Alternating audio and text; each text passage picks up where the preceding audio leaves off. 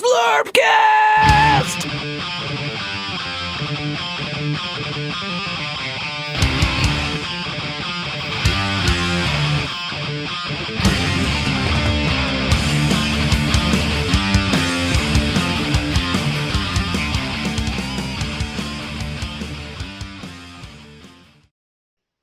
Deadzone. What a cool book. Hey guys, Jonny P with Zlurpcast TV. To my up is Biran. I'm going to get this right. To my up is Biran. What, Mike? You're not. Really? It's different for you? It's not your screen, Mike. The world doesn't revolve around you. It revolves around me. The world revolves around Biran's head. Above me is Biran. To my, this way is, this way? Xtreme? Mm-hmm. You know what? It's a stupid fucking game. Not Deadzone. This is a stupid fucking game. This is a pretty damn good game. Made by Mantic Games. This is their answer to Necromunda during a time when GW did not revive Necromunda. So a very smart play on their part. We're going to talk about that. So we've got Biran, Xtreme, Valdric, and each of us have a pretty solid history with this game. Three of us have played 3 campaigns. Biran, were you in all 3? Yes. Okay. Mike, I know you were too. Xtreme, while you weren't in our campaign, you weren't local to us, but we did play several times. You and I also play multiplayer games we set up at your house, like a party game kind of scenario. Mech Zone, which we'll talk about as well. So this is in a similar vein of the Dreadball episode. We've got a lot of history with it. There's going to be a lot of emotions. I'm thinking blood, sweat, and tears. I don't know of the 4 things or 3 things who will like secrete those items. I'm thinking tears from Biran, blood from Mike out of his butt, and sweat from Xtreme. And I'll have all 3 along with semen. It wasn't part of the thing, but it had to put it in. So this was the 2nd edition. Came out, I believe, in 2015-ish. Let's start from the beginning. To quote White Zombie, perhaps we better start from the beginning.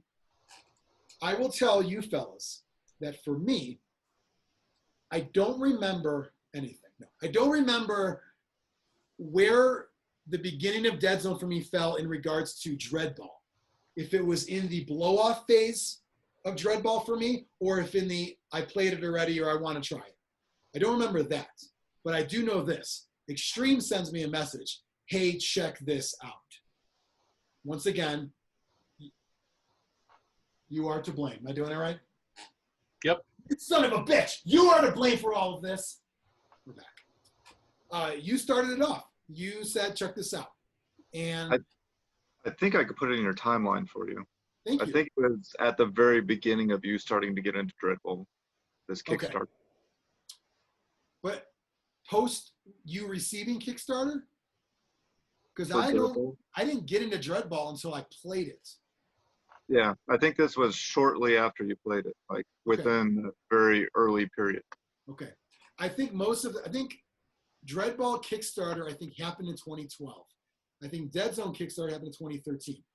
Let's not talk about when things were received. Let's talk about when the Kickstarter happened, because that's different timeline. That's the parallel timeline. Kickstarter and then Kickstarter received is like this parallel universe, and it's always like a year apart. So he says, check this out. I will tell you at this exact same time, and I don't know if you told me about this Xtreme because of this or just happenstance, if you will, but I actually wanted to get the last Necromunda rulebook because I played it way back when in the 90s. Then they did an Underhive kind of rulebook that was still the same rules. They just put it all together in one book. And I was looking at eBay to try to find one. And I wanted to try to get back into it. I think I had some like Chaos Cult guys I wanted to convert and whatever. And so you showed me this and I was like, wow, this looks really interesting. I think there's probably a video with James Hewitt probably playing Beast of War guys or something then, and it kind of sold me very easily. I was like, holy shit, like this is the game I didn't know I want, and it exists. And so that was really cool. That kickstarted it no pun intended for me, when I noticed, like, I'll do an all-in pledge, get a couple of the war bands, get everything, or maybe all 4, whatever it was. I think it was all 4. And wait for it to arrive was the big one. For Biran and Valdric, did you guys jump in on the first Kickstarter as well? Yeah. I did not. I bought it at Adepticon. Okay. After already knowing us, like from Dreadball? I think it was the same Adepticon. Okay. I picked up Dreadball independent of before I even knew you guys. I must have ordered it. I must have ordered it on like Miniature Market or something like that. What did you say, Xtreme? You just went Mantic crazy that year. Yeah. Yeah, well, you're the fucking cause of it, so whatever. You started it all, Xtreme.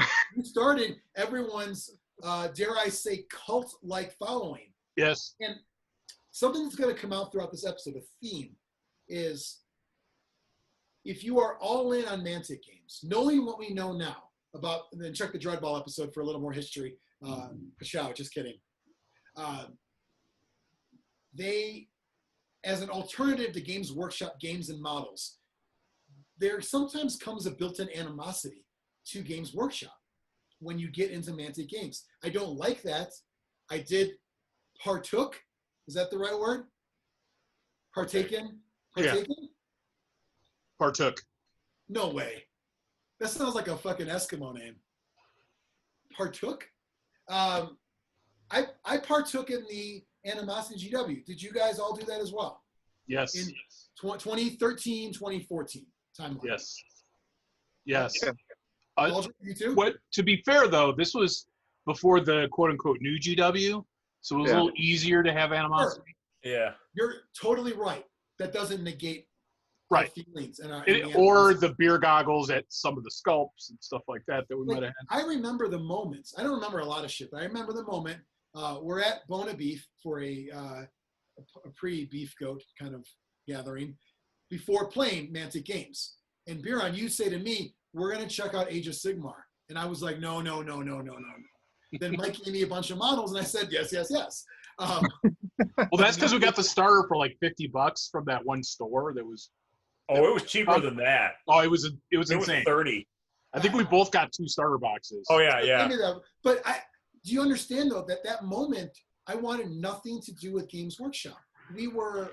I was post 40K for a while. The last edition was 6 that I played at that time, and it was Mike and I. You and I were playing. Mike talked about this 40K episode, probably like 2011. No, really? No. Can you do it? I probably could, but I'm not. I ordered a Pshaw shirt, by the way. I can't wait to show it up. But we were like, no, we're playing Mantic Games now. We are like, we're drinking our coffee before it's cool, if you will. We were the hipsters. We're not doing Games Workshop. We were against it. Like even in our forums and Facebook groups and all these things. And it took Biran to pull me out of it to say, we're going to try Age of Sigmar, you are too. And that was kind of beginning of that. But I mean, it's weird. Why did we fall into Mantic quicksand? To me, it reminded me of the console wars of the Sega Genesis versus the Super Nintendo, where we were the Sega Genesis, or even before, let's go Sega Master System versus Nintendo Entertainment System. We were the Sega kids. Sure. We were trying to convince ourselves that Alex Kidd in Miracle World is better than Super Mario Brothers. And then I went and said, guess what? I'm in the TurboGrafx crowd, and I'm going to convince you Keith Courage and Alpha Zones is better than that game. Yes. Yeah, I don't know. I mean, why do people do anything? Why do people love politicians so much that they're going to? Because we're still tribal as hell. Well, yeah, but we did, and that happened. At the same time, Xtreme and I are doing Zlurpcast towards the end of the first run, beginning of the second run, and people are like, oh, enough with the Mantic stuff, all that. But that's what we were playing. We played all of it. Dreadball, Kings of War, Deadzone. So that kind of just happened. Now, going back to that moment of getting into Deadzone, there's a lot of things that would draw you into this game. I mean, at its core, well, let me start with this, and I'll tell you why it's mounted in a second. Let's start with this. This is some of their terrain. It's not normally mounted on a board. We'll talk about that later, but that draws you in on a visual standpoint. I remember hanging out with Xtreme and we're at Adepticon doing the rounds, and the guy's like, hey, you want to see my new game? Try it out. I'm like, sure, give me the pitch. And it's like, it was all like on a flat board. And he was trying to say, yeah, it's kind of like, skirmish. I said, where's the terrain? Well, we don't. I'm like, no. And I pointed to Deadzone. I'm like, no, we do this now. Like, we do fucking Lego constructs. Like, we do this now. This is what we do now. And anything that wasn't 3D and that format, I was like, want nothing of it. So that drew you in visually. And the first edition of the game, which this is the second one, we'll talk about some of the differences there, but what drew me in immediately was there's no measuring. So we're going to play a skirmish sci-fi game on a 24-inch by 24-inch square, and those would be 8 3x3 cubes inside. And notice I said cubes and not squares. So even though there's going to be squares on the mat, you have to think of it like a gigantic Rubik's Cube. So that's what it is. I mean, I don't want to do the math, but is it 8 times 8 times 8, Mike? Is that how many cubes there are? It's not 8 levels high, though. It Well, could like be 4 as levels. high as you want it to be. It can be. I built that fucking tower that's like 8 high. It could be infinite cubes. if you Yeah. Slow down. Anyway, so you think of it as cubes. That's what it is. And so it's a, dare I say, a beautiful way of playing a miniatures game because no measuring was needed. There's other little finicky things that happen in there, but that was great. For you guys, was that like an initial huge draw for you? Because unlike anything we've done before? Yeah. Yeah, I love the size of the mat too. It was it had like a board game feel to it, but a cool 3D board game feel to it.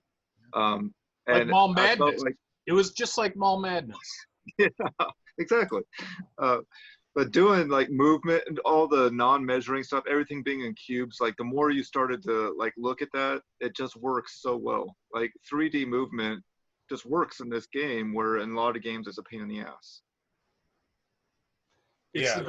it's the fact that everything is sort of taken back. You're not literally it doesn't matter where you put yourself in the cube. It does, but it doesn't. And I think that helps the game tremendously. Mike, what are you saying? Yeah, I was gonna say one of the worst part about terrain-heavy skirmish games is trying to get your ruler and your stick and all this, and that was just you're two cubes away, done. Yeah, I mean, dare I say it's a board game? I mean, Yes. one could Yeah. argue it's a board game. I know it seems weird to say that, but when you take measuring out of it all, you then have opened up this realm of having other things to be your outline of sorts, like your how we move, how we measure range, how we do fights. You take all the measuring out of that, and now it becomes its own thing. I love that. So you're playing Deadzone. You are in the same universe as Dreadball, so check that episode out. But in the shitty part, it would be like if a city in the United States was so bad with COVID, which it could get there with who knows, they said, you're fucking done. You're off the radar. And then people are like, hey, where's all our drop shipments of food and everything? Yeah, we don't get anything anymore. We've been declared a dead zone. We're So done. Portland. Pretty much. Portland. Although there's police in dead zone. There isn't. Yeah, that's true. So as you're playing, you set up your strike team, and it's, of course, as anything, it matters who you pick and points and all that, but plan for anywhere between 5 and 15 models, and you got your actions. And you got your short actions and your long actions. You do 2 per turn. So you can do a move and a shoot. You do that. You can't do move. But you can do a sprint, which is your long. Oh, a long would be taking the place of 2. Right, it's either 2 shorts or 1 long. That's what it is. And then from there, you can't, like I said, you can't duplicate an action. But they introduced, going from first edition to second edition, command dice, which was a very nice thematic thing to introduce. You're beginning of each turn, you roll a command dice, and it either gets you an extra guy to activate, an extra +1. And by the way, the modifiers are number of dice. Those are D8s, number of dice you add or subtract, not what you need as the success result. There's also the splat, which is a unique thing. When you roll splat on a command dice, it goes to one of the army-specific special rules. There is extra fight action, extra shoot action. So that was a really cool way to get rid of the cards, right? Because we had the first edition had cards that were like things to do extra. They got rid of the cards, put all the stats in the book, and then said command dice will give you extra stuff.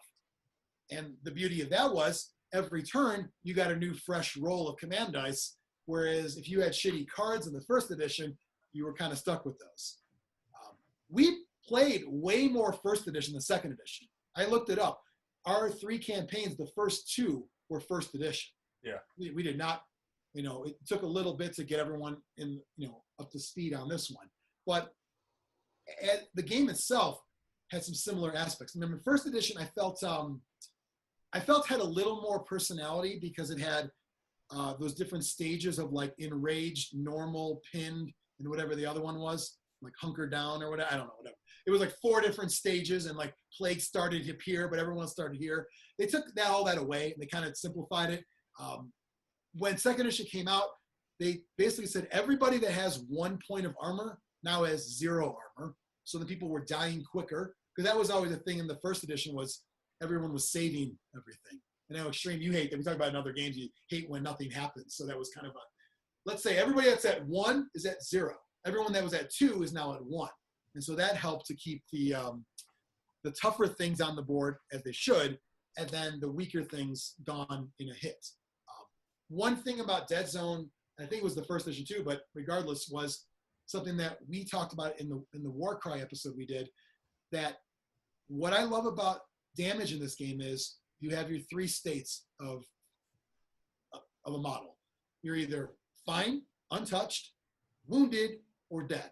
I love that. Now, wounded could mean a giant thing that takes more wounds to kill. He's still wounded. And that's going to affect some of his like fighting and shooting, that kind of thing. And when you're fine, you're fine. When you're dead, you're dead. So there is not a shit ton of wounds to keep track of. You just, at the most, if you got like a Teraton, I think he's like 3 or 4, right? You might put a couple of wound markers on him. Takes 1 more hit and he's dead. So from a record keeping standpoint, it's not too bad. There's not a lot of counters floating around. What do you guys think as far as that side of a skirmish game? It's always a big deal with skirmish games is how do you track everything? Do you feel Deadzone is pretty clean from that side?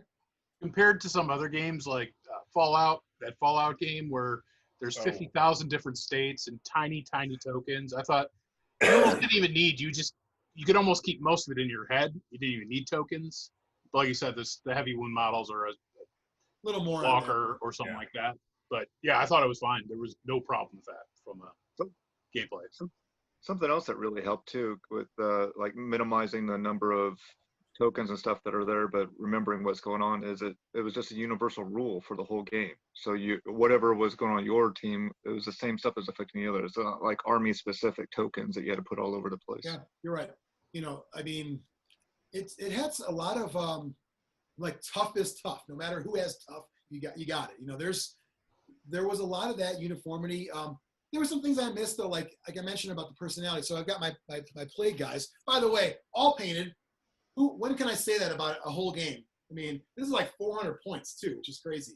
But on all these, Hogan, by the way, he's got the bald head there and the mullet. All my plague guys, I put a magnet on because I put the mutation on. That was all taken away from first edition to second edition. Now only the big dude, stage 1A, gets a mutation. So that was like the little things. First edition, they were all enraged. They were all just crazy. They took it away. So second edition is still a better game.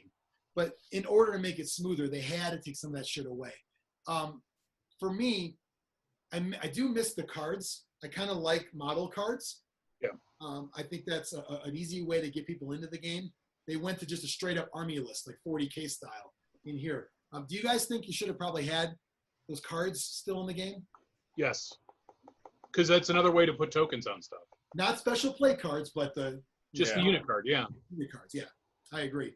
I do like the unit cards in almost any game, but I see how much easier it would be to like update things if it was just an army list. You can just put a PDF out of the new list and everybody's ready to go. You don't have to print new cards. In theory, I don't think they really did that though, because I don't think they really did a lot of updates.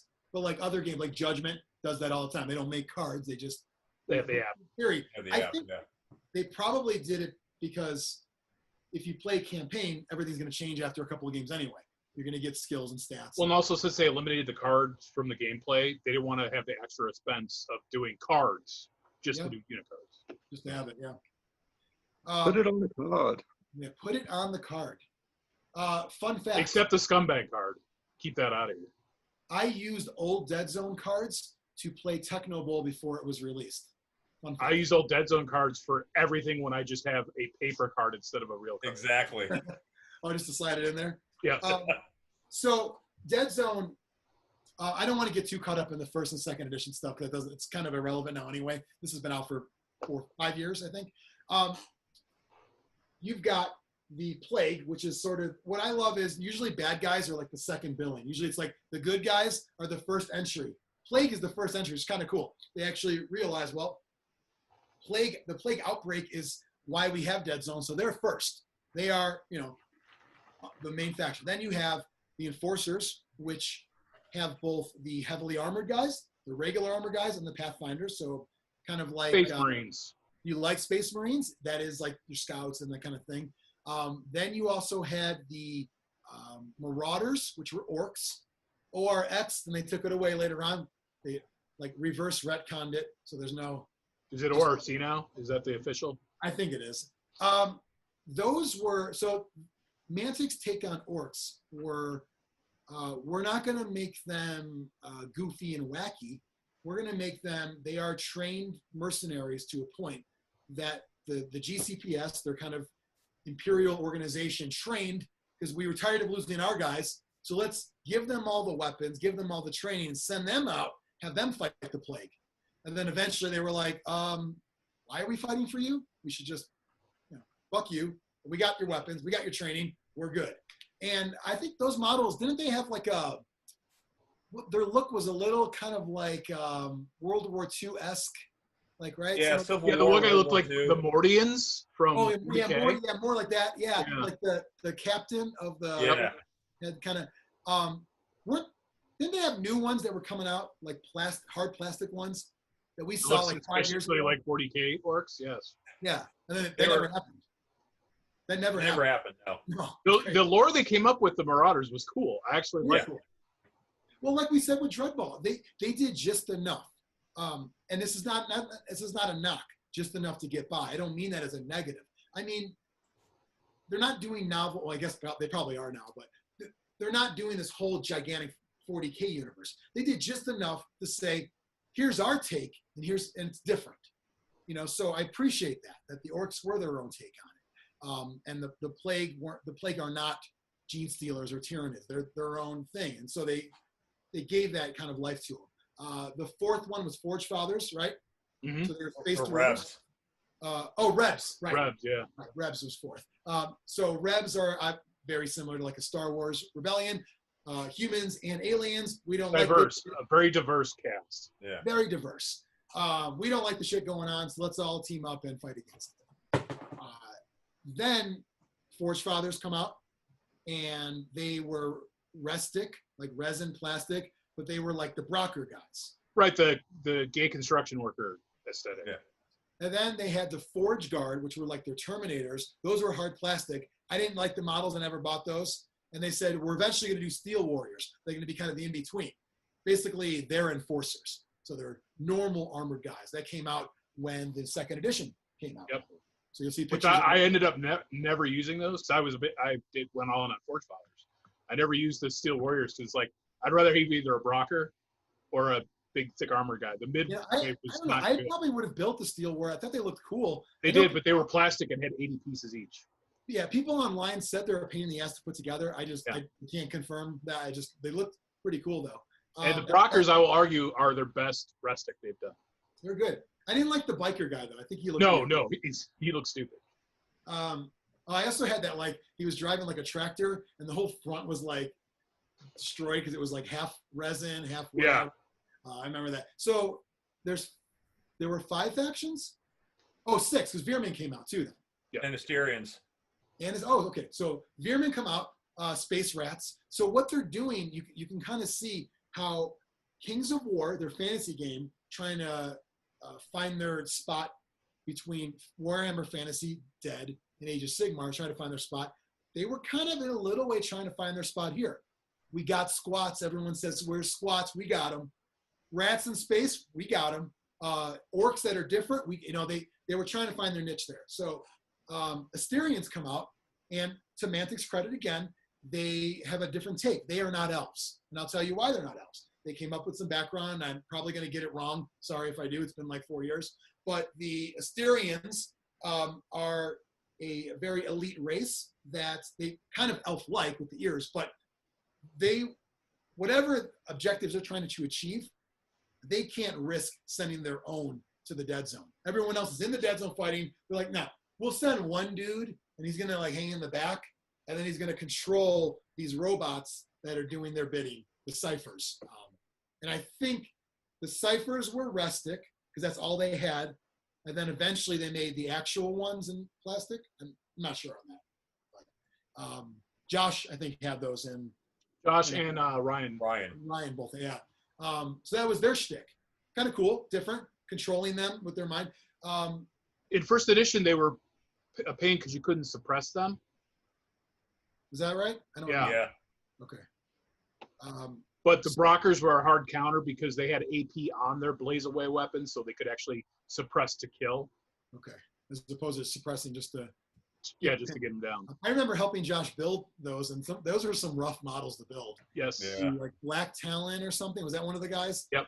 That was. He was like I their elite guy. I put like extra shit under like his feet to like stick on the base. It was quite a experience building those. And then Veerman come out with the new edition as well. Mike, you played them. Yeah. Different kind of race. They had they were kind of up in your face real quick because they were just boom, boom, boom, boom, using the splats to get all up in there. I like that. I think it was released Veerman and Pathfinders, which was still Enforcers, but their own thing. That was the second box set, right? Yeah. Cut to present day, because I did some research. While we are not really playing it right now, they have Nameless is now in the game. So that's interesting. A bunch of brand new models for that. Because they used to just have, they had a nameless mercenary, I think, right? They had, I have him, it was John Doe in Dreadball. And then like Project It was one of the shittiest models they ever produced, if I remember. We'll talk about the models in a little bit. That's going to come up with the pros and cons. Guess which side's going to come up. Then they just came out. They have the big sumo guys, the Matsuden. Yeah. Oh, for Dreadball, yeah. Why not? For Deadzone, yeah. I don't really. They look weird. They have these weird like orange things on their back. It looks like a bunch of construction cones on their back. Yeah. I don't really know what their deal is. So sorry if someone's watching this, but So it's a whole army of just those dudes? They didn't just throw them with rebels or anything? it looks like just those guys. Whereas the other ones, like Indige and Sorak and Teraton and humans are all part of Rebels. I love that. It's kind of cool. Like Rebs and Deadzone are a great concept. That's where it should be. What a great idea that you could have like if you're playing Star Wars Legion Skirmish or Imperial Assault, it's like your Rebels, they're doing missions, they're getting stuff, they're getting materials and intel. It's a cool concept. So I like that they were in there. So anyway, we play our campaigns, and I think that I put some pictures on my phone. I think that we kind of, we always do pat ourselves on the back. We always do a pretty good job with like how we go into games. We have this campaign. Can you see this or no? Yep. Oh, That was our map. And so we each had a different color on there. We're challenging for different territories and all that. And so as time goes on, we have our, that was the big one. We had, I think, not only did we do the campaign, but we like added new stuff each time. And we added more because the first edition campaign rules weren't so great. And I was able to, at the same time, while I was kind of like helping out with Mantic, Ronnie's like, well, let me put you in touch with Jake Thornton, who's doing the rules. And I'm like, that's awesome. I thought that was really cool because I liked his stuff from Games Workshop. And so in talking to Jake, he's like, yeah, there's so much I wanted to do with campaigns, but it's like, there's just, at a certain point, you just got to cut it off and this and that. So he started to put together more streamlined rules for second edition, but then actual playable campaign rules with it. So we didn't have to try as hard to make a campaign out of second edition like we did in the first two campaigns we did. We added all kinds of shit that was like just from our heads. We brainstormed it because there wasn't enough in there. So that was kind of cool. They took some of that and it probably took, dare I say, some of our ideas for it. That's totally fine. So as second edition rolled on, we have new models, we have new rules, and we're still playing the campaign. somebody did an online army builder that was kind of cool because you were able to add all your stuff, save it. So instead of sending me an Excel spreadsheet or something, you can just update that and I can look at it. So they were really making these strides. I guess my question at this point would be, so as we got in all in on first edition, kept doing it, campaigns, got second edition. By the way, Mike and I, it's where we met Ryan. Remember where we met Ryan, Mike? It was Depthcon. It was Kings of War, wasn't it? No, it was actually, so I was given an early version of these rules and they asked me to play test it. Well, I didn't want to go to where there's a lot of people, so I went to Glen Ellen or Wheaton, one of those little tiny game stores in there. Is that fair game? I think it was fair game. Yeah. And I went on like a day there was no one there, and Ryan was there. He's like, "What's this?" I said, "You can't look at this." You know, right off the bat, like, whatever you saw here, you didn't see. So what? I'm like, just say that first. Like, okay. I'm like, cool. What up? And then we kind of introduced him, and he was brought in, and because he immediately was drawn to skirmish games and that kind of thing. And so Ryan jumped in to our group then. But so that was our history of Deadzone from a campaign standpoint. Xtreme, don't let me forget, I want to talk about the multiplayer games we played and also Mexzone and stuff too, all that. But from our club game, that's where we got. What happened? So it ended. We played 3 of them. Why did it go away? Anyone have an answer to that? We got into GW stuff and never looked back. Yeah, we just started playing other games, and then Warpath happened. Yeah. And we said, F this company. So if you're looking at the Deadzone rulebook, it's a great read. Oh, by the way, this is on Mantic's website, the digital version for free. I had no idea. You get a free PDF on there. And then the hardback. Too expensive. Here's the worst page of the rulebook. Like, the battle continues, my friends. Oh. It's like, well, but does it? Because this is the fucking battle, dude. We're playing, this is it. We talked about this on the Dreadball episode in Xtreme. I want to get your take on this. Why can't you just be content as a company with making Deadzone as great as it could be? Why does it have to be a feeder game? It never should have been. Like, they had a great game at the perfect time that should have been one of their tentpole games, and it should have carried through. Like, it never should have been a feeder game. Could have been their number one game. I think it's just it's an excuse to sell more models. Yeah. It's not a good feeder game because it should. I don't think it scales up well, so you have to make a whole different game. Yeah. So I don't think it even is a good feeder. We had a lot of fun with it. We were able to get people that may not have played battle games to play it. You know, we got people that we met through probably at Beef, or what is it? Gaming Goat. No, it's not called Beef Goat. Beef Goat is a state of mind, isn't a place. It is a state of, you know, your own well-being. I am in Beef Goat. But it was just, you know, there's so much to be said for, like, it just fucking looks cool. Like, it's just, what a cool concept to have a game that's all 3D. Instead of saying, well, terrain helps you and it hurts me. Oh, fuck it, man. The more terrain, the better for everybody. Like, it was great. And you had simple rules. Everybody gets a shot at everybody. And if you're totally clear, like I can see your base too, then you get a +2 dice. Otherwise, you can shoot at pretty much anything. You've got certain weapons. In the first edition, you were suppressing fire or normal shooting. Second edition said, you know what, you're going to shoot, but then some weapons are good at suppressive fire just to keep you pinned. You're probably not going to hurt the guy. You're probably not going to hurt him. Just keep him down, keep him pinned. Sometimes you want to do that. Like, for example, when you're going against the stage 1A, probably just try to suppress him, because slowing him down is way easier than trying to kill him or put damage on him. So there was a lot of tactics involved with what to take in your strike team. Heavy on heavy weapons, heavy on number of the models, all the big guys. It was just great all around. I have nothing bad to say about the gameplay from one-off, from a campaign, in a tournament setting we've done before. It just, why did it not stick? Is this another case of the company of Mantic giving people like a bad taste? and saying we're going to go back to the other guys? I think Warpath I think it's a killed it for me. combination of. I think it's a combination of that, and then GW bringing out Kill Team, and then following it up with Necromunda, and like dominating sci-fi skirmish again. At the same time, where Deadzone never got caught on as much as it should have, because people didn't want to give it that chance because of that Mantic stink. So it would have survived if GW 2.0, as we call it, didn't say, oh, all those games we made, bring them back in. New versions, new models, new shit, new everything. You fucking love us all over again. If they didn't do that and Mantic kept on as they were, would Deadzone be bigger? Because I don't know if the answer is yes. Because they, from a marketing standpoint, they just did not do well. And it gets back to a lot of the standard Mantic issues. Model quality is mediocre at best, and at least in America, game distribution. They have not learned that gaming stores will not direct order or have real they don't like to do that. They want to go through their distributor.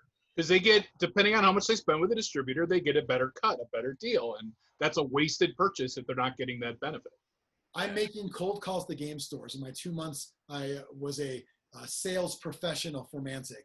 And the things that I got told on the phone, I mean, like anything and everything about why this is, I shouldn't even be calling right now, but yet still talk to me for an hour about it. The fact that it's all going to be through distributor, that's all I go through, unless you're Games Workshop, because they different rules, it's fine. The Kickstarter stuff, why the hell would I sell it when everyone gets everything, they get more than they want? And here's me trying to sell like the bundle. I'll throw in a starter set for you to demo it. I'll do this, and it's like just, you know, just $500 a star, 600, whatever it was. It's like, no, I don't want it. Don't want it. Got Games Workshop already. They already do all this stuff. And then everything else I'll get from Alliance or whoever. And so it's very difficult. Mantic survived and thrived based on their volunteers, their Pathfinders, and their con experience. Xtreme, you mentioned, I think in the Dreadball one, that there was a moments for you where it wasn't the same going to the Mantic booth as it was. Before we talk about that, or if we want to talk about that, but just before that, it was the times when I would do demos too. Like, come on over, let's give it a try. Like, you're trying so hard to get people to give it a try because that's all you got. You don't have a marketing machine behind you to make these games happen. Is that what you noticed? Well, I think when Dreadball and Deadzone both came out, they filled a need in the gaming industry. Like, it was something new and fresh, and there was a hole there that it filled.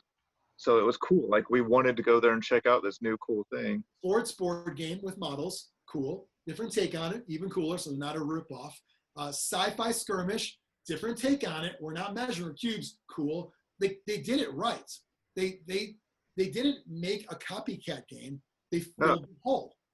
They did it right, and at the time we didn't know what the future would be, so we just thought they're going to keep pumping into this game. This game's going to be the next huge thing, and it was exciting to be on the ground floor of it. And then disappointing when you saw the next steps after that.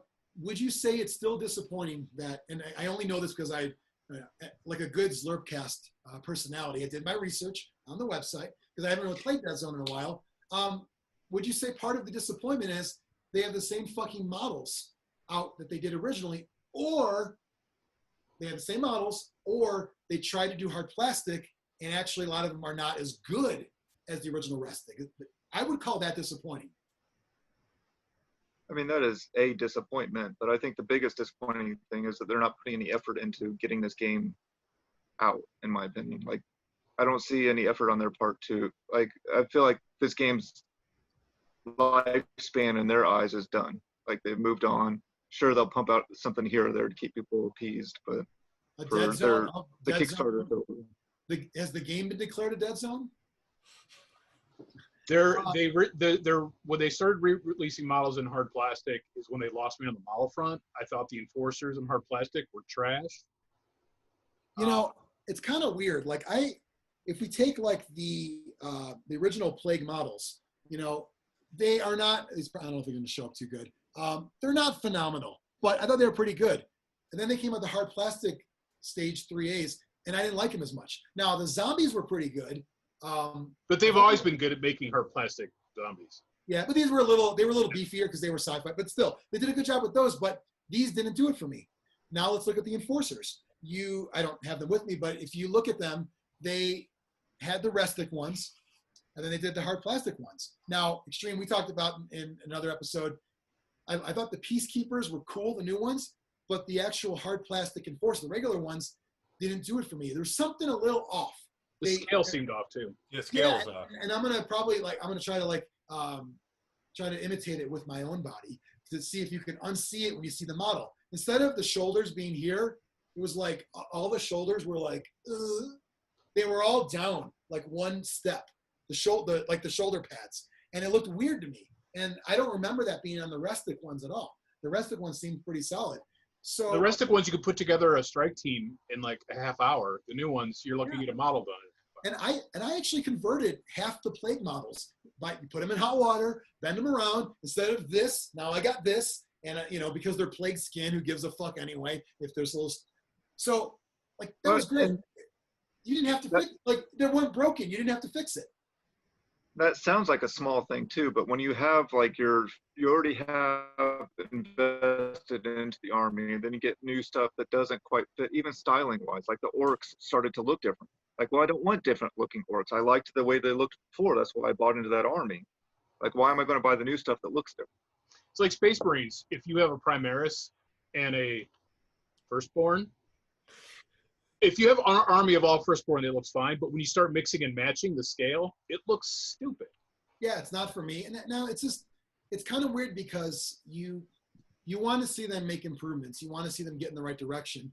Going from rustic, which is neither resin nor plastic, discuss, like grape nuts, not grapes, not nuts. What are they? Wheat, barley, salt, and yeast. Those are the ingredients of grape nuts. Man, I love me some yeast. But as you're going through the models, you want to see them make improvements, and you get excited. You're like, cool, my army's going to get new shit. And for me, it wasn't as good as the old shit. And that's kind of fucked up. Games Workshop does not do that. I mean, unless you are straight up going for nostalgia, no way do you ever say, man, I love the old bloodletters. Like, no, you don't. You got them. You got them on your shelf. That's why you say that. But look at them, man. Look at them. The models now are way better than the models of old. Deadzone models weren't totally doing that. They came out with the GCPS, their Imperial Guard. I didn't buy any. Because they looked like chewed up bubblegum. They were a little after our time. Not a fan of those either. And I'm like, what the fuck? Like, how does this keep happening? And so, Xtreme, you brought the point of they weren't doing anything to excite anybody. Did you guys know before I said it that they had Nameless in Deadzone? No. Yeah. Because you looked, Mike, or you knew it already? No, I saw people posting about it. Okay. Did you know they have the Matsuden in there? Yeah, I saw that too. Okay. So half the show didn't know that. And I only knew it because I researched it. As a war game consumer, how do I not have like targeted Facebook ads from Mantic telling me, because you like 40K, you might want to know that we have new stuff in this game you used to play. There's no marketing or advertising that they do, and they don't assist stores in doing that. So to Xtreme's point, is like outside of someone championing the game, callback, what are you going to do?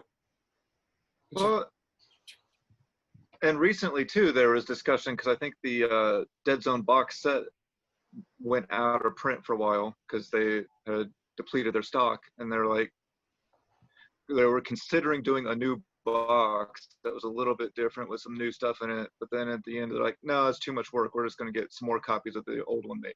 Like, are you kidding me? Like, just do a new mat, a new little campaign story, shove some of your newest models in, and boom, you're done. But they can't. I just don't think they care. Well, I don't want to say they don't care. I'm going to say this. And I don't know what's more insulting. Would you rather be labeled as don't care or don't know what you're doing? Like, you know what I mean? Like, would you rather?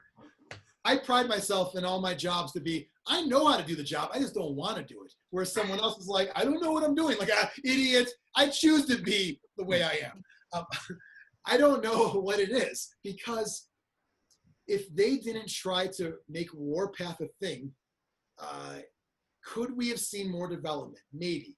When you're playing with the big boys, what I mean by that is I'm going to do what GW does. GW says we've got 2 lines for the most part, fantasy and sci-fi.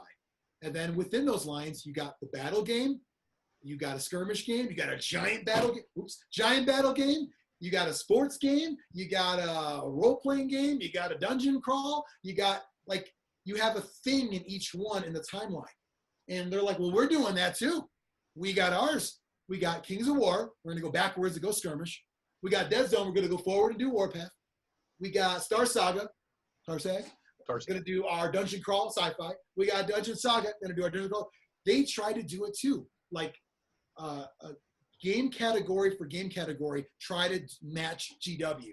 And I think that was wrong because what they had, which we already said, we give them credit on this, they found their spot in where they need to. Boom, boom, boom, fill in gaps. Now we're not filling gaps anymore. Now we're covering it all. We're going to do it. We're not going to fill gaps. We are going to cover the whole line. And that's where people get lost. The Kings of War thing is different because that's still filling a gap. Like having a battle game, that's not a bad move. That's filling a gap because there was a battle game it's replacing. But Warpath, I'm sorry, that's never going to succeed ever. They don't even know if it should be squads or individual models. Like you got to pick a fucking lane first. That's step one. You can't say, well, let's do both because some people, those are the Mantic people that are going to buy whatever the fuck you're selling no matter what anyway. I don't care about those people. No offense. They're good people. What I mean is from a business, I shouldn't cater to that because they're going to give you a false sense that you're doing well because they're going to buy all your shit anyway. We were in it. I think at some point they were a little delusional too when they were doing Warpath because they were looking at their success with Kings of War, but not taking into account that 50% of the people playing Kings of War weren't buying their models. So now they're going to do a whole new model line and expect you to buy armies of sci-fi models, and everybody already has sci-fi models in a sci-fi game they like if they want to do that. So, did you think they were like doubling down on disgruntled Games Workshop fans? I mean, if that was our goal, that was a silly goal. Like, you should have stuck to the 3 things you did really well with Deadzone, Dreadball, and Kings of War, and just kept hammering those games and made them huge. Yeah. You didn't need to spread so thin and do everything. To their defense, I'm going to throw a Dungeon Saga in there because we played. I think it's great. Jake Thornton again, by the way. Jake Thornton did Dreadball, Deadzone, Dungeon Saga. Go figure. It's a great game, but I still think they would have been better off investing all that time, energy, and money into one of their other games. Agreed. It should be a board game, and then if you want to take it further, you can. Because I pretty much did it on my own anyway. I agree. From a model, like a skirmish kind of game, though, Deadzone should have been it. Like, yeah. I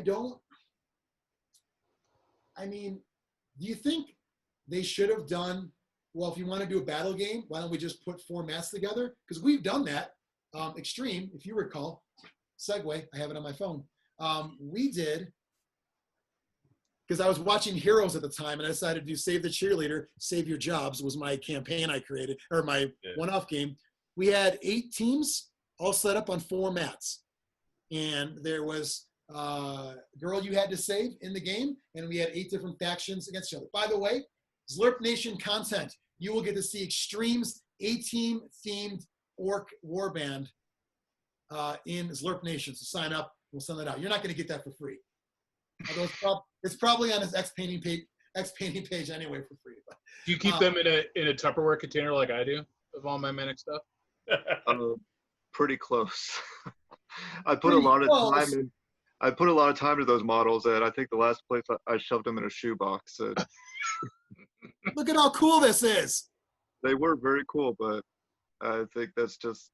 And I don't know. I have a lot of the same feelings for Deadzone as I do for Dreadball, where it's just disappointment. Like, there's nothing wrong with this game, in my opinion. But like, all my complaints about this game are like outside the game, like the company and the decisions they made and stuff that held it back. They should sell their IP to somebody else who will treat them better. They're still getting IPs like Hellboy and shit. So, Xtreme, this question's not for you because you don't like Games Workshop. For Biran and Valdric, is Mantic like you cheated on GW with Mantic for a while, and now you got it out of your system. Remember? Oh, what's his Go face? back. Hugh Grant. Go Remember back. Hugh Grant? Remember Hugh Grant? Yeah. And So he's he was with what's her face from Austin Powers. Elizabeth Hurley. Yeah. Yeah. And he cheated on her with whatever that thing was. That's what I feel. Wait, is whatever that thing was, is that chewed up models? Bubble gum? Yes.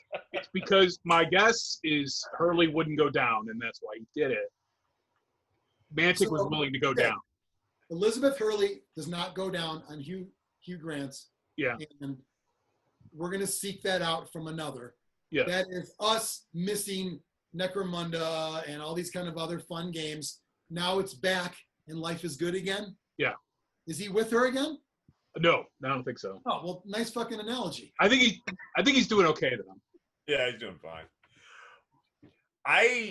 Again, we've talked about this before. Mantic is really good at writing good rule sets.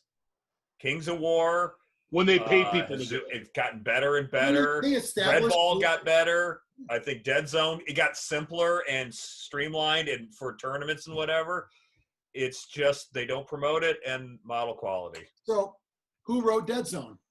Me, mostly. Jake Thornton wrote it. I'm in there twice, by the way, both John and Jonathan. That's fun. So, Jake Thornton writes Deadzone, Dreadball, and Dungeon Saga. I like all three. Who wrote Warpath? I just think it's a bunch of guys and some guys at Mantic. You did not bring in an established, dare I say, a Games Workshop on the resume person. You should have. Why wouldn't you get fucking James Hewitt back, who wrote Blitzball? Because he charged more than free. He worked at Mantic. They let him go, or they didn't let him go. He left and went to Games Workshop. But I mean, like, why would you put your crazy game you doubled down on, Warpath, into the hands of people? I was sort of on it at the beginning, and I'm like, I don't want to do this. I kind of bailed at the alpha rule stage because I just didn't like the style of the game. They didn't even know which style. 40K, model by model in squads, or bases like Epic. They didn't know which one to even do. I was like, I'm out, not for me. But I mean, that's the downfall. How come Mantic had like golden years and then they're gone? Like, why is 2013 to 2015 like? And I'm biased because that's when we played all their shit. But my big question I keep saying is like, what the fuck happened? Like, why don't we talk about it anymore? Why don't we ask to play it anymore? Why is it all over? They just lack discipline. Like, they started getting into that license bullshit. The Walking Dead, which is a fine game and the models are great, but what's the point? Are you going to renew that license? We have money to renew that license. Well, the game's dead. Mars Attacks. Who the hell thought that was a good idea? Well, on Walking Dead, so first thing goes, where's Daryl? Hey, we don't got Daryl. Come on, man. We got the four stripe Adidas Walking Dead. We got the rights to the comic Walking Dead. Don't get me wrong, that's a big deal, but like, your target audience knows it from the TV show. You got to go one step more. You got to. You can't. And Mars Attacks wasn't even the movie; it was the trading cards. Yeah, I believe it was the Topps Mars Attacks. Yeah, there was no Slim Whitman music to make heads explode, which I was disappointed in that. But and Hellboy, I don't know anything about. Is that movie, comic, both? What is comic? That probably. A little different because, well, would you say Walking Dead, the TV show, is like boom? Yeah. Hellboy movies is like cult following, so it's kind of. With Hellboy, it doesn't really matter. You can do comic and be fine, but I think Walking Dead is like key characters aren't there. It's like you got to do the TV show, man. You got to like it just that's what people know. So. But they're always chasing. They're always chasing and not taking advantage of their three admittedly great games. Yeah. Well, and you asked why they had, I don't know what you called it, their golden years, I think is what you said, and then it went away. Where do you go from here with a Kickstarter? I think that was their whole business plan, was these Kickstarters, and they got to the point where they even realized, okay, we're burning people out on these Kickstarters, and we've put ourselves in a corner where do we go with these games with the Kickstarter now? Yeah. I saw today a Hellboy post about the role-playing game Kickstarter right now. I got one too. Yeah. I think it was actually a Facebook ad. So kudos, they're doing that finally. I got it in my email. Okay. I just checked the comments, and one guy goes, like, the fifth one down, another one. Now, my first thought was he meant another one, like another Kickstarter. He could mean another. Wasn't there already a Hellboy RPG? Probably. I think so. I think there was. So maybe that's what he meant. But my brain immediately went to another one. Like, that guy's got some. That's an old meme. Yeah, that fucking guy's got 3 sets of Dreadball Xtreme in his basement. I know it. I know he fucking has it. So I'm gonna take a piss. Anyone else got a piss? Mike? I didn't really know. Well, normally we can just continue without Mike, but do you want to continue without me? Well, Sure. now that you said it, I might as well. Now I might as well go. Yeah, see? I had such a great piss, by the way, to our viewing audience. It came out like Crystal Pepsi. It was great. It Very tastes healthy. Crystal Pepsi. How did it taste? Yes to all of the questions. So, we're talking Mantic Deadzone, obviously. Probably my favorite model. This is not just the Stage 1A, but this is the resin one. With the 'Cause guy. he has that guy in there. I remember that model well. Dead Guard. Thanks. It's mostly Dip. Dead Guardsman. It was pretty good. And you talked about the mercenaries. This one is the pilot guy. I thought he was pretty cool too. Is that going to show up? Yep. Yeah, and I think I used him in Nextzone. Yeah, the Survivor, right? Is that his name? These are cool models. It's all from the first run though. Like, Yep. Everything I've got that I like, it's all from the first run. And I so agree. I will say, though, I think they hit a home run with the Vermin models. Okay. The hard plastic, just the regular troopers were so much better than the rustic. They were more posable. Because they kind of had the ball and socket joints, so you could do all kinds of things with the arms. The nightmares, the rat ogre, for the lack of a better term. Those models were great. Did they have the guys like they're in like the wheels? Yeah, the wheels, the drills, all of that I thought was excellent. No. I was so happy with those models and so disappointed with the rules for them, but that's I wasn't too big on the aesthetic, the style of it, but you're right. From a model, if you like that style, they looked great. That's probably their best. They were the long snoot rats, right? Yeah. Well, they reminded me of Secret of Nim rats. It reminded me of Alf. Yeah. Do they eat cats too? Yes. Oh, Gordon Shumway, anyone? He played Booyah baseball. Fun fact, was his favorite pastime on Melmac. Mike's wife knows that joke too. We did an Alf puppet show at fucking elementary school. Hell yeah, we did. We were cool. With Deadzone, I think, I showed you earlier that little bit of the multiplayer game. That was kind of fun because it was all of our friends. It was the usual party at Xtreme's house before Zlurpee Bowl. So there's, drinking, goofing around, that kind of thing. But it didn't scale up that well. So then we went and we tried, we created Mechzone. Mostly me, but you guys had all input on there too. And that was taking all their Striders, like their dreadnoughts, one for each race, giving them a pilot, and basically having a couple simple. Oh, look at a picture there. Xtreme, are you in there? I don't know, probably. A little blurry. I came in second. Yeah, you had like a giant card. Or was that like a big card? Yep. Jose won it, if I remember. Did you win? Awesome. Yeah. So I created that. We had fun. I was super sick that night. Somehow still ran it at Mantic night after doing a whole podcast and trying to just be their whole like master of ceremonies for everything. But I mean, we had some crazy fun times with Deadzone, both as a spectacle kind of game, cons and that, and as a straight up week in, week out, my guys are building up, I'm getting skills, I'm getting new weapons. Like we had, dare I say, more fun with that than 90% of other games. And I keep going back to that, like, man, like where it all went down. And there's a lot of that. The models is part of it.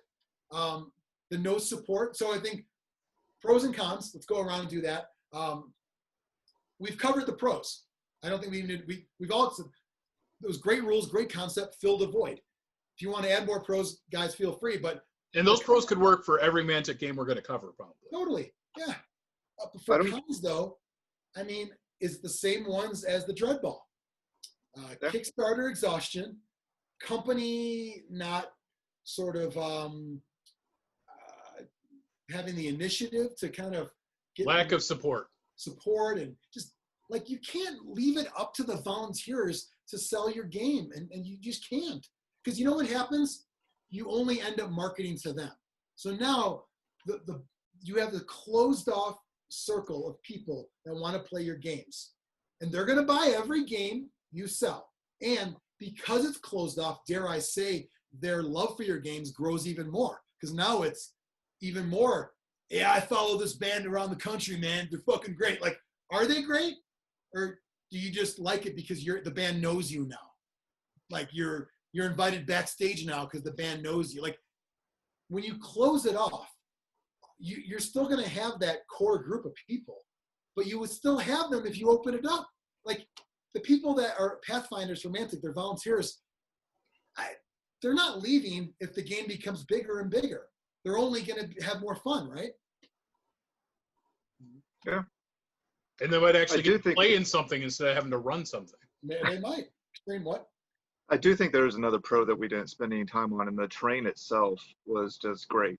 Yeah. Like everything they did with the terrain was just phenomenal. Like when they went like the initial cubes, and then you had the damaged cubes, and then the stuff they did with the last Kickstarter, where it was like sewer pipes and stuff. It was just, they did an excellent job with all the terrain. I'm going to put terrain above the rules. They're close. Terrain is number one. Great point. I think we kind of touched on the visual look of Deadzone, but we didn't actually talk about the terrain as a pro. I mean, you guys remember that Adepticon when the entire 40K team tournament used Mantic terrain? Ronnie donated a fuck ton of Mantic terrain to make it. And it was almost like a, check us out. You use this, we'll do this, and like that was some cool stuff they were doing. The idea of like the walkways and the towers, and I'm going to have cover here, but here I won't, I'm going to be out there. Nothing draws people to your table. Like if we had a gigantic game store and there were 20 gamers each running a game, I bet you the guy running Deadzone gets the first look of most people.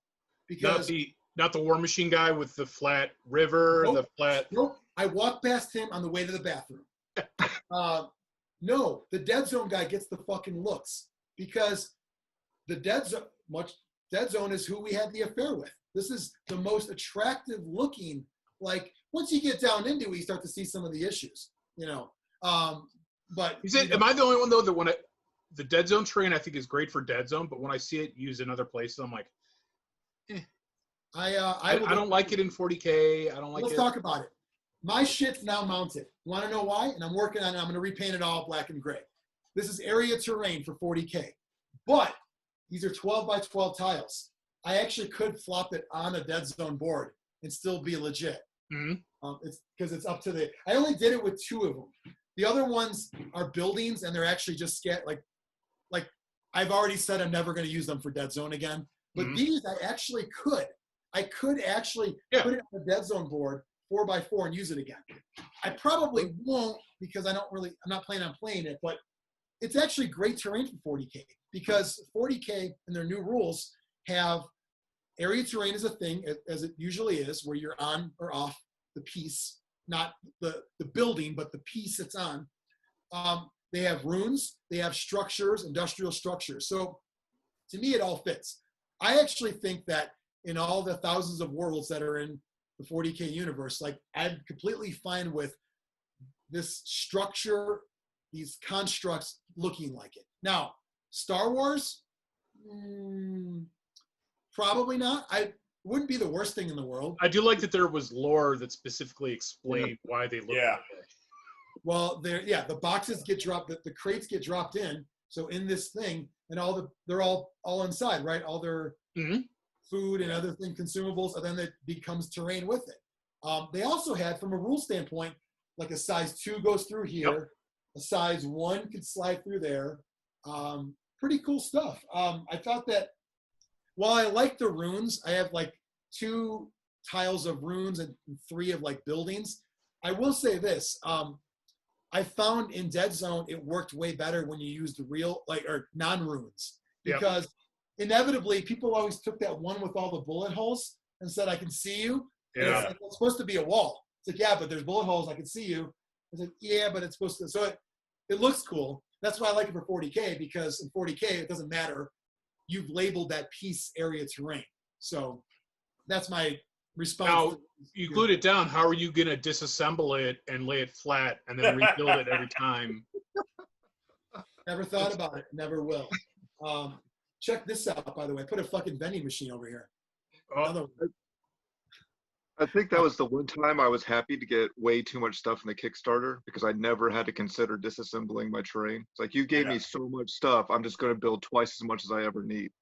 So everything you got, Xtreme, from the 2 Qs we got, and then Mike and I built all the stuff for Adepticon with Pat, and he gave us the leftovers. Yeah. So I built things like, instead of just building with whatever, I literally could say, I only want a wall of this piece. Normally, nobody would ever fucking say that. You use whatever you got. You got the fucking Legos, use whatever you got. I said, no. I want the one with all the fucking rivets in it, and only that one for a tunnel. And I can do it because I had them all. It was crazy. And then you build things that you think are cool, like a super tall tower. It's like, no one's getting to the top of that fucking thing. It's all game. Unless you put the objective up there. Well, didn't you have the Tunnel of Death? I have a Tunnel of Death. That's on. It's glued on now. Tower's separate still, because that'll break off if I glue that on anyway. The terrain's fantastic, so I'm glad we're talking about that. And I do think, it's not just because I have it. That's part of it. I have it. I want to use it in something. But I do think it fits in 40K. I really do. Because it's industrial terrain. And that's all they sell now.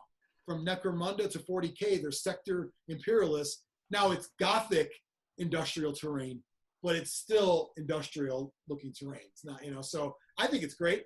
And it's not covered in skulls like all the Warhammer stuff is. Yeah. So I'm glad you brought that up, Xtreme. It's a fantastic part of the game, and they sell it separately. They sell terrain crates separately with just that stuff.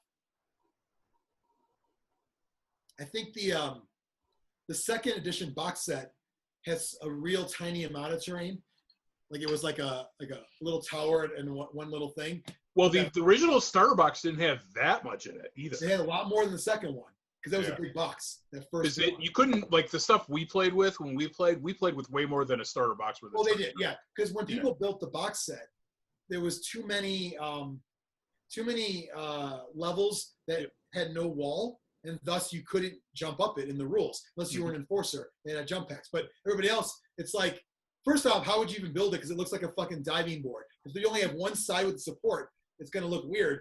And then 3 sides, you can't actually jump up it. So in my opinion, you should always have, like, one side could be open. The other one should all have walls for people to climb it. Then you don't have to worry about ladders and all that kind of thing. So I think the terrain is fantastic. If you don't like Mantic Games, but you love sci-fi games, buy as much terrain as you can, because I think it's great for everything.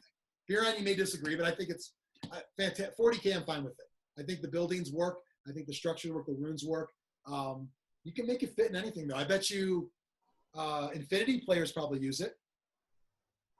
No? All the ones by us use that MDF crazy anime stuff. Yeah, you're right. But they bring literally a cart full of tubs. Oh yeah, it's 4 or 5 tubs. It's amazing the terrain they use, but so I think they all get one turn in before it's time to close shop.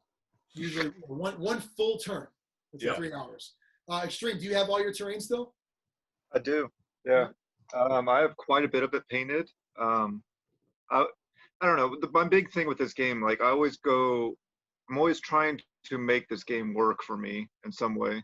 Like, trying to twist it up. Like, oh, I want to use these models. Well, I'm going to use Deadzone rules, or I'm going to use the mat and the terrain. Like, so much of it, like, I just want to play Deadzone, and I don't have that opportunity to.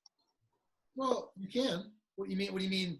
Like, you don't want to play Deadzone as it is? You want to take their rules and their terrain and use other models?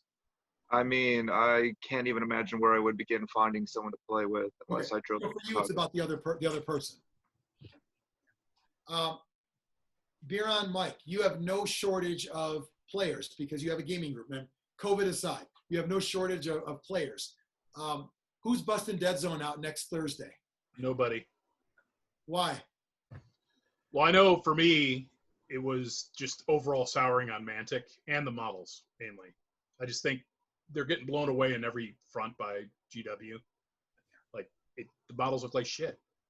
So for me, I like Necromunda a lot. See, I hate Necromunda. I hate the rules for Necromunda. Well, the rules are the worst part. Yeah, the models are the best part. I will tell you, I mean, like if you have any of those new books, the new hardcovers they've released, they're unbelievable. Like it should be a fucking role-playing game that I don't want to have to run, that someone should run for me. But there's so much. They go beyond. But I like the style of 2D because there's less rule issues at 2D. Deadzone gets rid of all that. It's 3D and there's no rule issues. Why am I not playing it? Like it keeps eating away at me. Like, why if it's so fucking great and it should be 5-5-5-5, it won't be. But why it could have been, and why aren't we playing it? Like we went so hard into it, like Dreadball. Do you think that's part of it? Do you think part of it is our fault that, and not all, part of it, our fault because we went so hardcore into Dreadball and Deadzone, campaigns, leagues, tournaments, painting multiple teams, multiple armies, terrain, everything, traveling for it, that we didn't see the reciprocated by Mantic, and we kind of got burned out? Is it our fault? I mean, part of it too is the games we're playing now are kind of, there's new releases. There's new things coming out. And Deadzone and Dreadball, there's not. And so, like you said, yeah, it's not being reciprocated. Don't blame the victim, JP. I'm not trying to blame the victim, but you know. But it's right. So let's say they did have something new coming out. Would I be able to go to Grognard's and see new release on the wall? Here's this new faction for Deadzone. The reason why I bring it up is if there was a casual, and I don't even know if this person exists. Are there casual Mantic fans, or are you either fucking balls to the wall or I hate them? I don't know. But if there was a casual Mantic fan, would they still, another game for game night? Thursday, you guys want to do Deadzone? Yeah. Like or is it you either went all in and are still all in and you love them, or you went all in and you're done? I think there's more of that. Do you know Art? Which Art? The Art that used to run the place in Art Wojciechowski, which he plays historical a lot. He used to have that store in Dundee, West Dundee, Comic Quest. Yeah, that guy. Well, when Vanguard came out, he and I tried. I would say he's a casual Mantic fan because he likes all games. He likes everything. I do know what you're talking about. Tall guy. Yeah, and we tried to get something going with Vanguard, and it ended up just being us playing Vanguard and other people going, oh, and we'd show them, whatever, and they're like, oh, that's cool. But again, they had the Kickstarter. The people that wanted to play bought the Kickstarter. Todd got a bunch of stuff in. Half of it's still there. It's very, they're very, to use the a fair analogy, Mantic's very one night stand in a way where when I did a demo day, and I think Mike, you came with me, I believe, at Leisure Hours. Yeah. Yeah. Yeah. You mean Pat? Me, you, and Pat. I ran Deadzone. Pat ran Dreadball. You ran Kings of War demos. The regulars, when I say the regulars, I mean what a lot of store regulars are. The 40K club. When I say a game store regular, usually it means the 40K club. They didn't bite on Kings of War. No offense to Mike. But they just didn't bite. No. They thought Deadzone was cool. They thought the terrain was cool. The crates at the time, they loved all that shit. They didn't bite though. They played one Dreadball league, and I think it was one and done. And they did an order, at the time for a bunch of Dreadball stuff and some terrain probably to use as 40K terrain. That was it. They gave it a chance. I was happy that group gave it a chance. It allowed me to make a sale through Mantic to see how the other side lives from a game store's perspective of, I want to give you a chance, people, but you gotta help me. And it all just fizzled away. Now, are you supposed to, as a Mantic Pathfinder, are you supposed to actually go every single week or more than once a week to the store and just, as we said before, put the work in and pull the Eric and do the Wild West Exodus every week? And he does it, and I think it's fantastic. He does that guy's amazing. Yeah. But he does it because he loves it. He can quit at any time. I mean, but if you sign up to be a Mantic Pathfinder, is that part of your job? Like, you are not just a volunteer. Like, you gotta, like, no, I'm sorry. I know it's your kid's birthday. You better run a fucking demo of Deadzone this weekend at that store. Like, because you have to do that to get people into these games.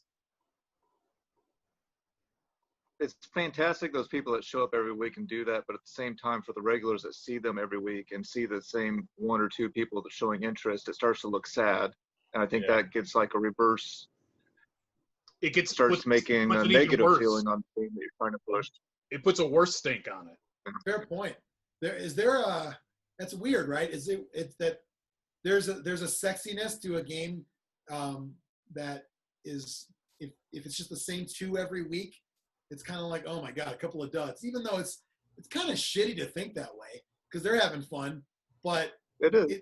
There is a little bit of like you're losing some kind of allure to the whole thing, right? Yeah. So, I mean, you know, they're putting in all this work and trying to get it. And I don't know. You shouldn't feel that way, but that is definitely something that you see. Yeah, that's funny. I'm glad you brought that up. So something I didn't think about. So the pros, right? The terrain, fantastic. The rules, great, smooth, easy. Some of the factions are cool. Some of them are cool. Some of the models are cool. I mean, if I'm looking at the book, I mean, if we want to do a quick, the new ones, I don't know. There's a new book, Escalation, and I know someone's watching saying, it's not new. It's new to me, damn it.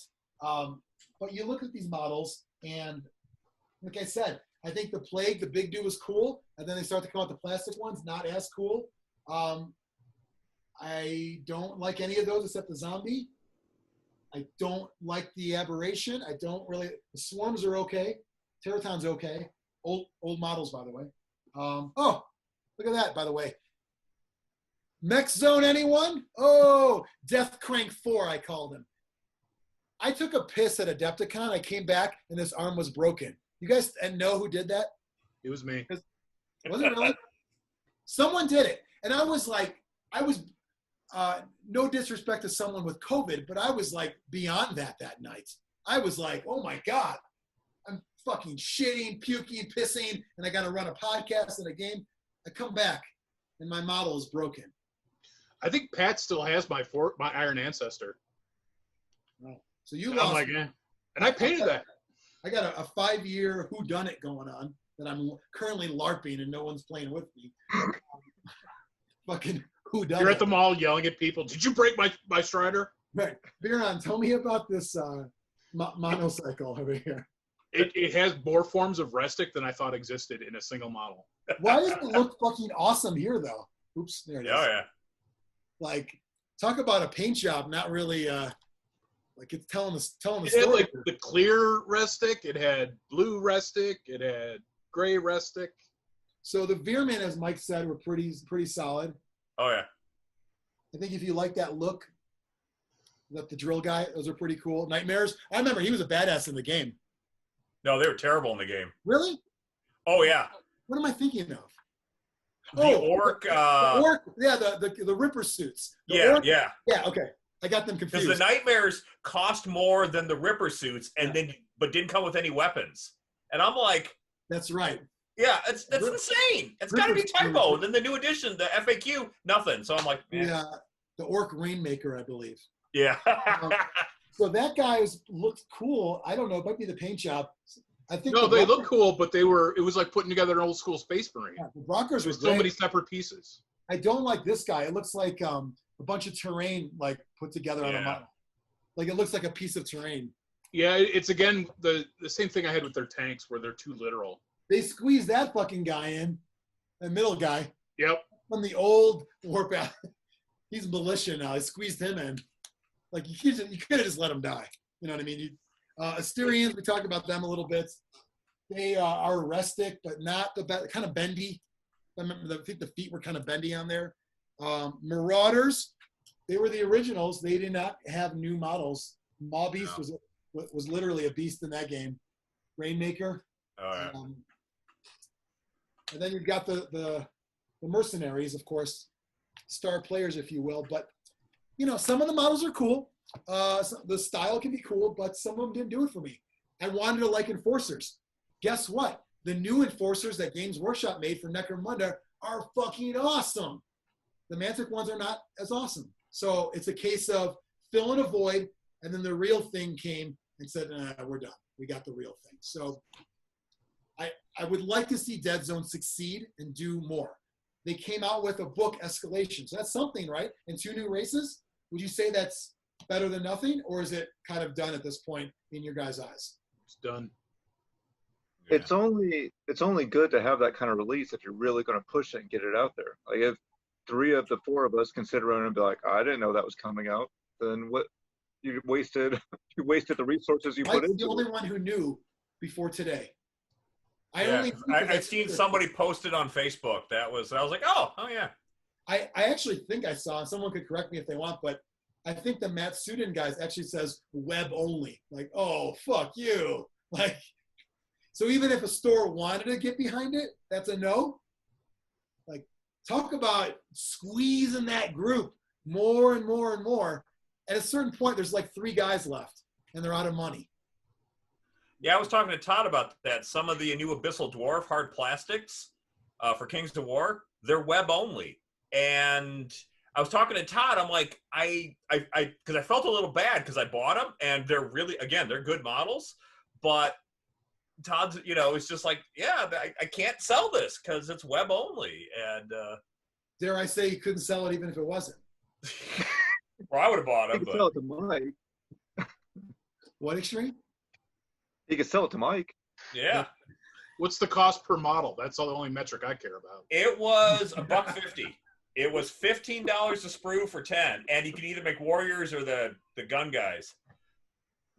Well, that's also filling a gap, right? There's no Chaos Dwarves in Warhammer, right? Not as a faction anymore. Okay. I thought they were. Yeah. Age of Sigmar's got a couple, but a couple to work the cannon. That's about it. Well, yeah. Well, they got Warcry. There's the dwarf. Oh, they got one guy. Yeah, one guy. Armator or whatever. Yeah. Isn't there one squat in Necromunda? Yes. There is. Yeah, he's like a sells like goods. I think. Yeah. There is one I squad. think it's Forge World only or something. Yeah, it's like one, just enough. They know their fan base. They'll throw out this little thing. They'll have to like, the squats are still there. And, yeah. About one squat, about one noise marine, about one, it's like one just to kind of like, here's something for you. Shut up now. So in Deadzone, the fact that I took all my terrain and mounted it, I was just like, I think it's kind of over for me. Probably had more fun in first edition, even though second's a better game. But we hit our peak in first edition. Xtreme, when you did that at your house, that 8-way battle, that was before anything. That was like way early on.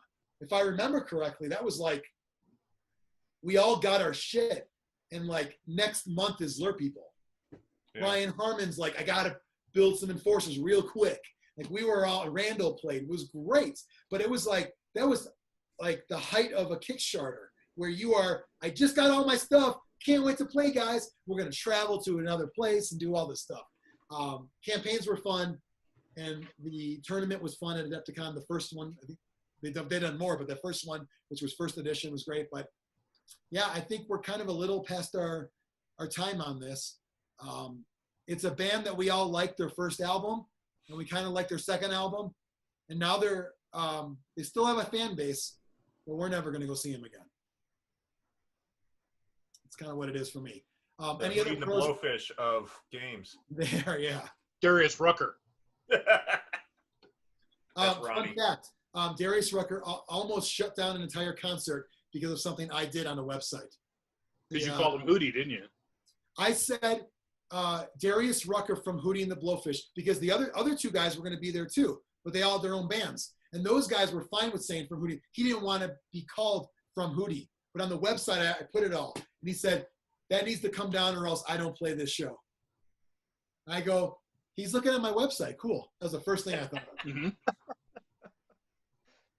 I actually hung out with him at a comic book store before they were famous. Really? In Florida, right? Yeah, it was in Florida. They played a show in Ocala with Big White Undies and Screaming Chilawides, you know, those 90s names. Yeah. And the only reason I recognized him because he was the black guy. But I was like, oh, I saw you at that. And they were all in this comic store, and we were talking for a while. They were cool. And then the next thing I know, you know, they blew up. So my old friend Mark Smith. So when he was younger, before I knew him, he was skinnier, and he would go up to drunk girls at bars and tell them he was Darius Rucker, trying to keep got a hat on, low profile. Yeah. And they started talking to him. It was great. He's like, then I got fat. Darius didn't get fat, and it didn't work anymore. If he got fat too, that's a different story. Cool. Any other pros and cons or things we should discuss on Deadzone? I think we covered it. Okay. On to the ratings. I think I'm going to go first because I probably have the most. My name's in the rule book twice. That would be. I will say I have my rating locked, so if it matches yours, again. Okay. I truly wanted to, for my name's in there. I'm a part of this game. I truly wanted to give this a 4.5. But I don't want to play it right now. How the fuck could I give a game a 4.5 if you said let's play? So then I'm going to drop it down to like 3.5. I'm like, how could I go 3.5? I mean, I should say my rule of I want to play it right now. And Xtreme, maybe I would play the whole neighbor thing. Maybe I would with you. But why did I glue it all the fucking things? Why didn't I keep it in the tub? I don't know. All these things. I literally went from 3.5 to 4.5 back and forth. So I have to final lay on 4. Great score. They should fucking be so happy with the 4 from me. It's a 4. I'm going to go Mike next because you built the terrain with me. And that means without us, they would have no terrain for the tournament. Yeah, I would actually like to play this game again, but I know I probably never will get the chance. And if you said to me, let's play, and I said to you, we probably would say yes, but neither one are actually saying the let's play. But if, you know what I mean? Like if we did, we'd say yes. So that fills my theory, but no one's saying it. Yeah, and it's, with our group, I don't think we get enough people, because again, there's no one who doesn't already have the first Kickstarter is going to have any of the models. And I know Ryan loved it. Would he play again?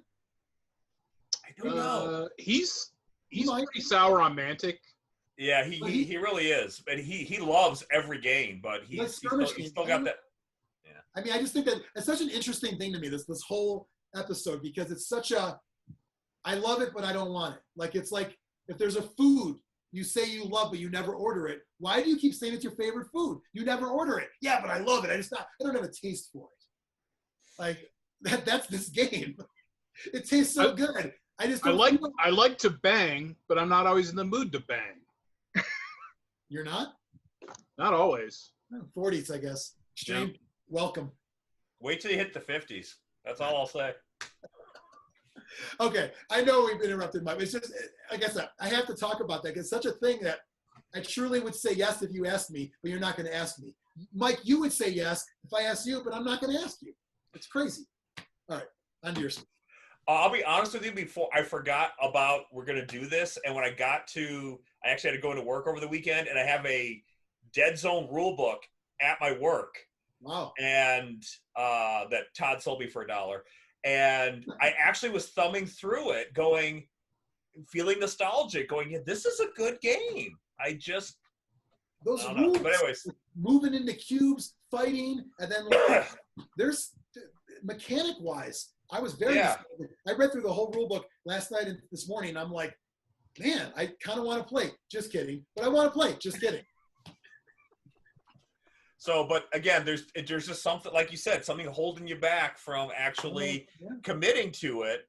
So again, that's going to bring it down to half a point. So again, I'm going to go with a 4. So I had my fingers like this too. Wasn't the 3? I thought you were going to 3-5, but when you mentioned nostalgia, I'm like, oh, he's going to go up. He's going to 4. Yeah.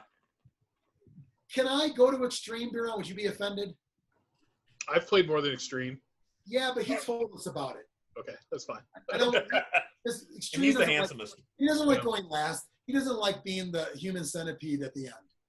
You know, like his vote doesn't matter. Without Xtreme in the family tree, I probably still would have found this one because it was a Kickstarter and I was already checking Dreadball. But he did tell me about it. So Xtreme, Deadzone. A lot of the same feelings as Dreadball, where it's just that disappointment. Like this game, it's such a good game. There's so many good pros, and I like it so much, and I want to play it.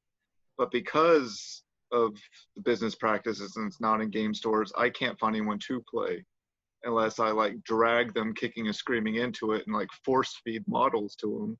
Like I just can't find opponents. So, you know, at the end of the day, all my stuff just sits here and collects dust until I finally just throw it in a plastic bin somewhere. Let me throw the neighbor analogy out to you. If we're neighbors and I said let's play, are you playing? Yeah. Okay, so there is that. Yeah, so I'm going to give it a 3.5. That's a 4 in real people, like other people. I mean, like not real, like normal scores. That's a 4. That's a Schomburg 4 right there. Yeah. If he's in Schomburg, it'd have been a 4. Yeah, it's a Schomburg 4. Probably. Conversion rate's different. Yeah. Xtreme 3.5 is a Schomburg 4 any day. All right, Marlon Barando. Yes. I enjoyed pretty much every game of it I've played, except when you brought out that bullshit zombie list.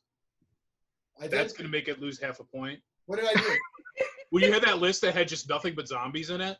Oh, yeah. So zombies in current rules, and I think they still do. Correct me if I'm wrong in the comments if you want. If they change it in that other book, but it says 0 VPs next to it.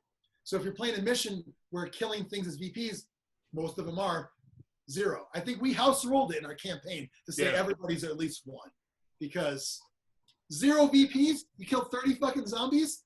Like I win. Like you don't win. It's just there were so many that you just couldn't. Eventually, you would get swamped and die. Yeah, they had a gang up rule, so you get 4. Yep. The one thing I don't like, it was 4 a side in a cube. Yeah, so up to 8. Yeah, I actually don't like that. I think it should have been 6, because if you truly max it out, you're moving stuff around, and then someone's like, "Hey, the barrels and all that," it's too much. Should have been 6. But anyway, minor point. But again, all the positives are the same for the most part. The negatives, it's just that Mantic stink. I got to give it just a 3. Whoa.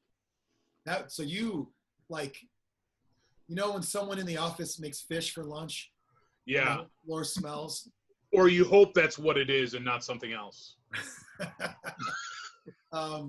You are like, I lost my appetite. Yeah, I don't want to eat ever again. Yeah. Wow. And unlike Dreadball, like I feel like Dreadball is better for a one-off game than Deadzone, because I think you need the kind of campaign thing to have fun with it. It's a good question. I don't know. Am I going to name? I need my Slippery Patel. I need my Dave Hernandez.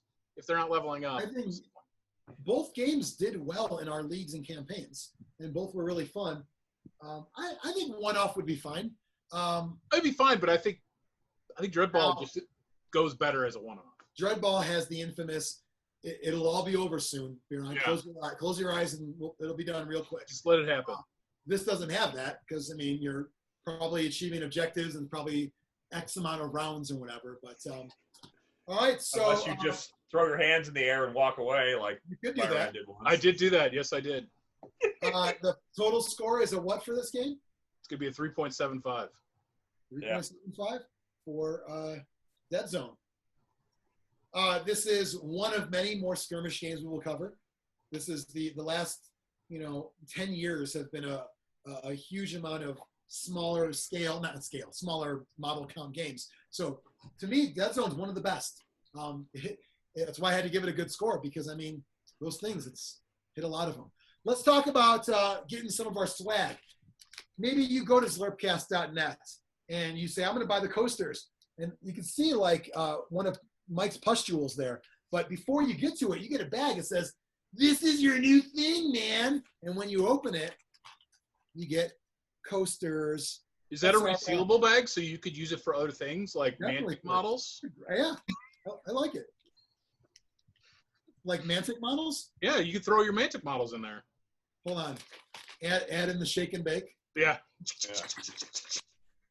So Zlurpcast.net, cool stuff on there. There's shirts, there's buttons, there's stickers. Get some of that. We get a small little cut to help keep this running. Pays for Biran's Zoom subscription. And otherwise, follow on social media. Tell your friends, those Zlurpcast guys still do stuff. It's different stuff. There's double the people. And I don't know how about one of the new guys. I like one of the new guys. I'm not sure on the other new guy. I think we know which is which. We all know which is which. And they're like, yeah, they don't like Blood Bowl. We've been through this. Hey, guess what? Have you seen the leaks? You don't like Blood Bowl either, motherfucker. I do like it now. Yeah. What do they say? Like pot, kettle, black, whatever. You don't like Blood Bowl either anymore. So now we're in the same fucking boat. Just saying.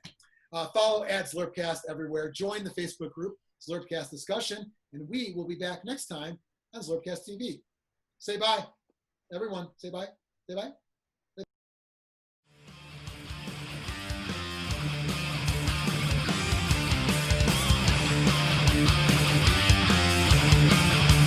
Zlurpcast!